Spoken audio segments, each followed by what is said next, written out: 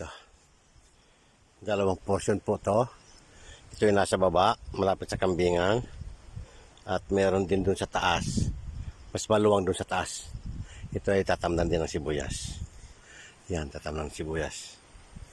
Yan. Yan, yun ang kubo. Ito yung bahay ng bahay ng kambing. Yan ang bahay ng kambing.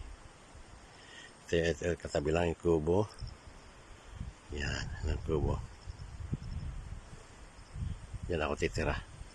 At ito naman, portion na to, mga isang lata ata to, dalawang lata. Isang lata lang siguro to. Hindi yan makaluwangan. Mas maluwang doon sa taas. Gagawa pa dito ng kaya. Mas maluwang doon sa taas. Yan. Yan. Doon. Tatama ng sibuyas. Pagdating doon, yan. Kaya, okay.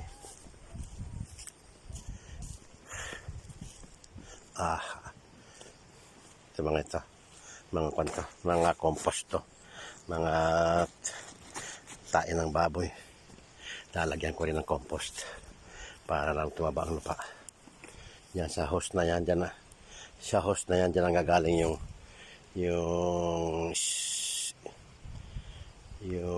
bukal.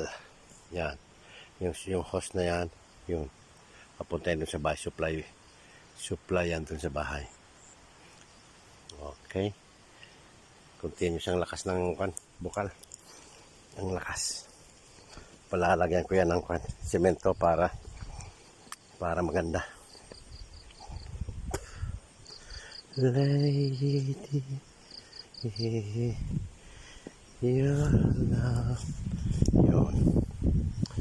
Kung maharangan ng semento, ito lahat ng tubig na yan. Continuous yan. Continue flowing. Galing sa bukal. Ayan. Ito. Ayan.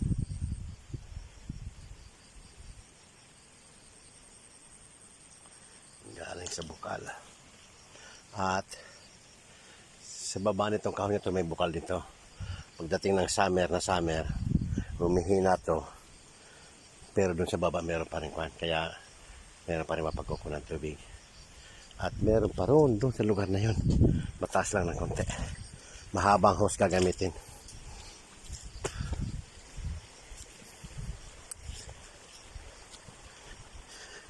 Hi. The farmer boy.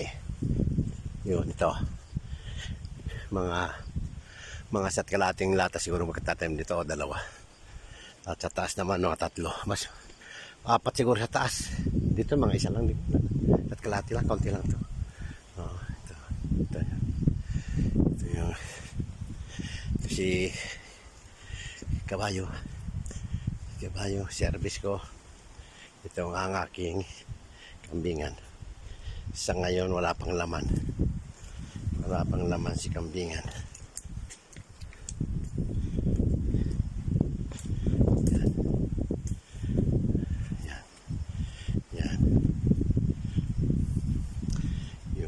Siya siguro ipapasara ko ito lugar na to para yung kambing dito lang papasok para pag may panahon hindi pwedeng palabasin dahil pag tag-ulan kakasikit ang bao ng kambing.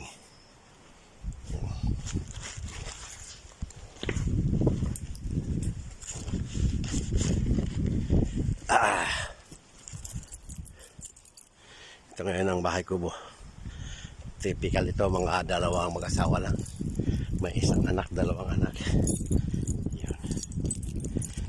Bubuksan ko na siya.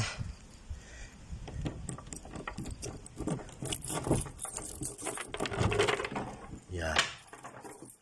Itong nasa loob, madilim. Nag-adjust pa.